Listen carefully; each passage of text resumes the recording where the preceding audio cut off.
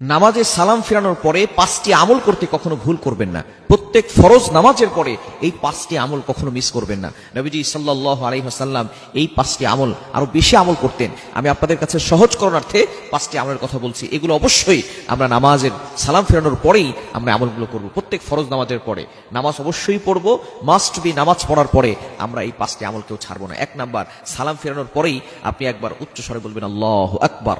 আল্লাহ হলেন সবার বড়।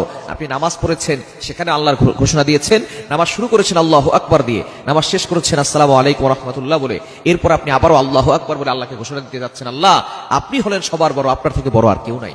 এরপরে আপনি বলবেন আস্তাগফিরুল্লাহ। মুসলিম শরীফের হাদিস, তিরমিজি শরীফ, বিভিন্ন সিয়াসিতার হাদিসের কিতাবের ভিতরে হাদিসটি এসেছে।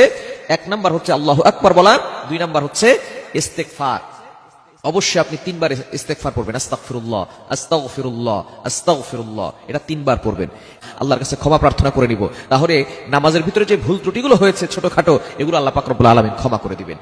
3 নাম্বার হচ্ছে এই হাদিসের ভিতরে এসেছে, এই দোয়াটা নবী সাল্লাল্লাহু আলাইহি ওয়াসাল্লাম পড়তেন। ইস্তেগফার 3 বার পড়ার পরে তারপরে বলতেন আল্লাহুম্মা আনতাস সালাম ওয়া মিনকাস সালাম তাবারাকতা রব্বানা ওয়া তাআলাইকা ইয়া জাল জালালি ওয়াল ইকরাম।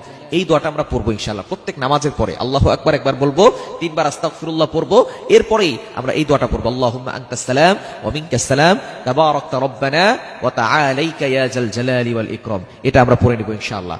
এরপরে হচ্ছে আমরা 4 নম্বরে আয়াতুল কুরসি পড়ব। নামাজের পরে আয়াতুল কুরসি অবশ্যই পড়বেন। 5 ওয়াক্ত নামাজের পরে আয়াতুল কুরসিটা পড়ে নেবেন, কেননা নবীজি সাল্লাল্লাহু আলাইহি ওয়াসাল্লাম জানিয়ে দিয়েছেন মান ক্বারা আয়াতাল কুরসি ফি দুবুরি কুল্লি সালাতিন মাকতুবা লাম ইয়ামনাহু মিন দুখুলিল জান্নাহ ইল্লাল মাউত। অবশ্যই যে ব্যক্তি 5 ওয়াক্ত নামাজের পরে আয়াতুল কুরসি পড়ে, ওই ব্যক্তির মৃত্যু হতে দেরি সাথে সাথে আল্লাহ পাক রব্বুল আলামিন তার কবরখানা জান্নাতের বাগান বানিয়ে দেন।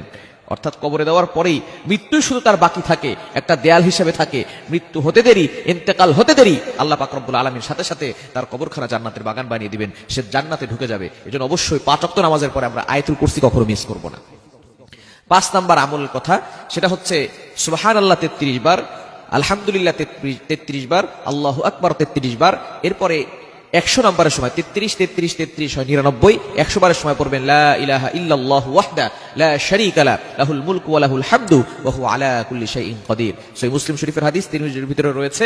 যে ব্যক্তি এই আমলটি করবে আল্লাহ পাক রব্বুল আলামিন ওই ব্যক্তির পিছনের যত গুনাহ আছে সকল গুনাহ খাতাগুলো ক্ষমা করে দিবেন। আরো একটি আমলের কথা বলে দিই, সেটা হচ্ছে সূরা ইখলাস, সূরা ফালাক, সূরা নাস, অর্থাৎ 3 কুল, শেষের 3টা সূরা আপনি একবার করে পড়ে ফেলবেন ইনশাআল্লাহ।